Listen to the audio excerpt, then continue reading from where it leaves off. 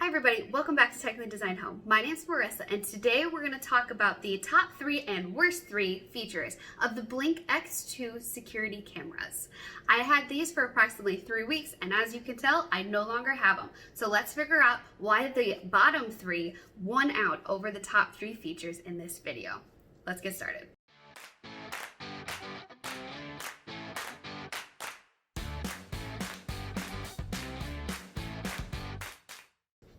Alright, well let's start off on a positive note with the top 3 features of this device.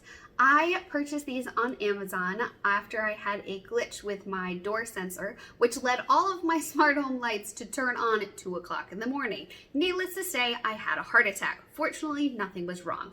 But at 3 a.m. I decided to purchase security cameras that I had been eyeing up for a while. The reason I chose these is that they are great for renters. They are battery-powered cameras and they are able to be put up on their stand with a command strip. And that is exactly what I did to put these onto my front and back door frames. Another positive feature and reason that I selected these cameras over some more expensive models that are more well used and well known is that they have cloud storage for 30 days without you having to pay any extra. You're able to access the memory of the devices from the Blink app, and you can then delete or save files from there. So when one of my mail carriers dropped a package over my railing, I made sure to save that image in case there is anything wrong with the package. The third feature that I was very satisfied with when I was using these products is the camera quality. They have 1080p video and are able to capture still images and video in both day and night mode. Again, saving the videos to the cloud storage without needing to pay any extra or have any contracts with the vendor. You're able to access the videos also via Alexa devices since Blink is an Amazon company.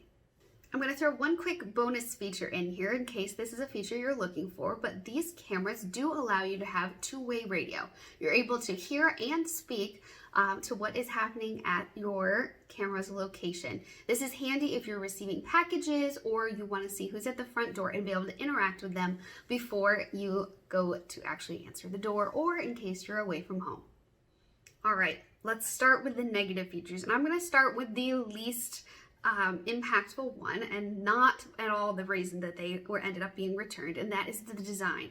Unfortunately, the outdoor models, which are slightly water resistant and developed for weather, are black and there's no other color options. Most people's homes, sidings, door frames, etc. are going to be white, beige, a lighter color, so these very obviously stuck out. I don't know if that was intentional, but it was a little weird for me. And also the square design. From the interior of the device, it's very evident why this is a square design. You have batteries on either side and the camera module in the middle. It all fits beautifully into a square. However, when you are trying to adjust it into the door frame like I was, the square design would hit the edge of the wall much sooner than some of the other models that are developed that are maybe longer but skinnier, so you're able to tilt it to different angles than a square model that hits the side of the wall. Negative feature number 2 is a feature that I really wanted and needed in a camera. And while it does work, it doesn't work quite as advertised, and that is the motion sensing and alerts. One bonus of these cameras is that it allows you to take a still image of what the camera can see, and then you're supposed to be able to block out areas where there may be fake motion or a motion you don't want an alert about. For example, on my back door, I have a road. And so I wanted to be able to block out the areas where the cars would be passing so I'm not notified every time someone drives by.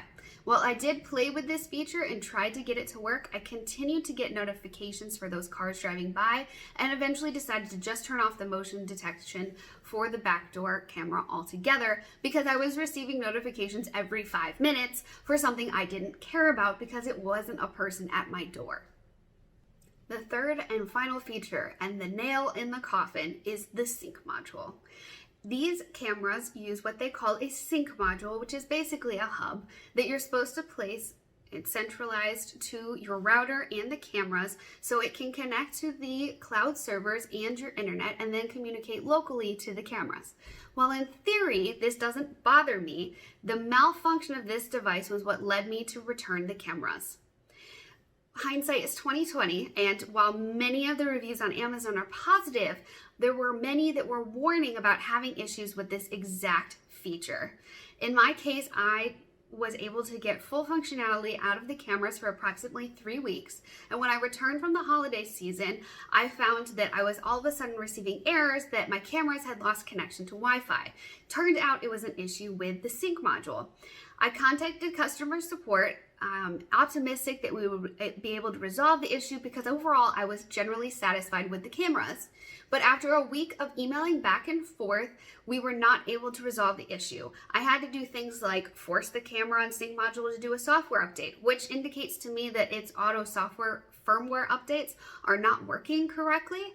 And then after I got to that point, the last thing I could do was completely reset the module, which I gave up and did multiple times and still failed to connect back to my internet.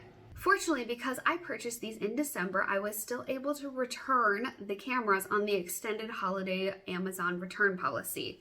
But this may have been an issue if I had purchased them during a normal month. I got approximately 20-25 days of good use out of the product before I really ran into all these issues. So if you were bound by the normal 30-day return policy, you may not have been able to get your money back on the cameras. So that is something to keep in mind if you are looking to try out these cameras.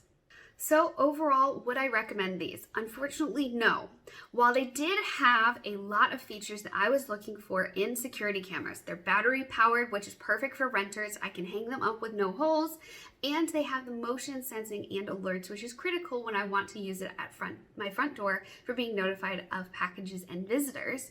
But at the end of the day, the functionality of talking to the cloud and operating as it should failed me, and I was fortunately able to return these, but would not recommend them because of that. So let me know down in the comments below, what security cameras do you have or have you tried? I'm now back on the market for new ones as a renter, and I'm looking for your recommendations. Don't forget to like this video if you're still enjoying this 3 up, 3 down type review format, and subscribe down below for more content on smart home tech, interior design, and organization. I look forward to seeing you again next week. Bye, everybody.